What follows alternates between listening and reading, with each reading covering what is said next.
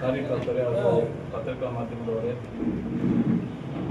ನಿನ್ನೆ ನಡೆದಂಥ ಸಚಿವ ಸಂಪುಟ ಹೊಸ ಸಚಿವ ಸಂಪುಟ ರಚನೆಯಲ್ಲಿ ನಮ್ಮ ನೆಚ್ಚಿನ ನಾಯಕರಾದಂಥ ಚಿಂತಾಮಣಿ ಕ್ಷೇತ್ರದ ಡಾಕ್ಟರ್ ಎಸ್ ಎಸ್ ಸುಧಾಕರ್ ಅವರಿಗೆ ಸಚಿವ ಸ್ಥಾನ ಸಿಗ್ತದೆ ಅಂತ ಇದು ಭಾಳ ನಿರೀಕ್ಷೆ ಇಟ್ಕೊಂಡಿದ್ವಿ.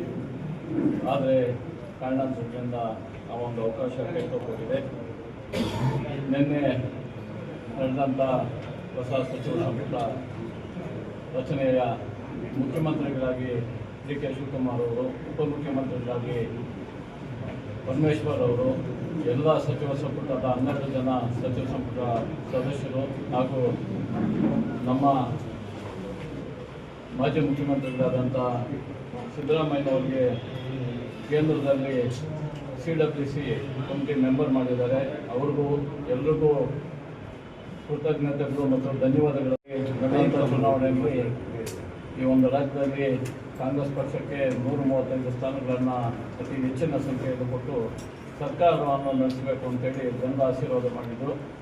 ಆ ಒಂದು ಸಂದರ್ಭದಲ್ಲಿ ಮಾನ್ಯ ಅಂದಿನ ಮುಖ್ಯಮಂತ್ರಿಗಳಾಗಿದ್ದಂಥ ಸಿದ್ದರಾಮಯ್ಯನವರು ಮತ್ತು AICC ಪದಾಧಿಕಾರಿಗಳು ನಮ್ಮ ನಾಯಕರಿಗೆ ಒಂದು ಅವಕಾಶ ಮಾಡಿ ಉನ್ನತ ಶಿಕ್ಷಣ ಇಲಾಖೆಯನ್ನು ಅವರಿಗೆ ಜವಾಬ್ದಾರಿ ಕೊಟ್ಟಿದ್ದರು.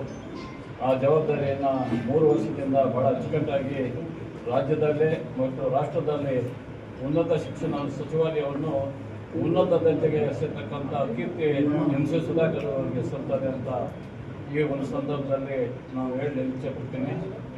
ಅದಕ್ಕಾಗಿ ಮುಂದೆ ಕೂಡ ಒಳ್ಳೆಯ ಒಂದು ಇದೇ ಖಾತೆ ಕೊಟ್ಟರು ಕೂಡ ಪರವಾಗಿಲ್ಲ. ನೆಕ್ಸ್ಟು 2ನೇ ಸಚಿವ ಸಂಪುಟ ವಿಸ್ತರಣೆ ಸಂದರ್ಭದಲ್ಲಿ ಬೇರೆ ಇನ್ನು ಇದಕ್ಕಿಂತ ಉನ್ನತ ಖಾತೆ ಕೂಡ ಕೊಟ್ಟರು ಕೂಡ ಅವರು ಯಾವುದೇ ಖಾತೆ ಕೊಟ್ಟರು ಕೂಡ ಉನ್ನತ ರೀತಿಯಲ್ಲಿ ಜವಾಬ್ದಾರಿಯನ್ನು ತಗೊಂಡು ಮಾಡ್ತಾರೆ. ಈ ರಾಜ್ಯಕ್ಕೆ ಮತ್ತು ಈ ರಾಷ್ಟ್ರಕ್ಕೆ ಒಳ್ಳೆಯ ಕೀರ್ತಿ ತರ್ತಾರೆ.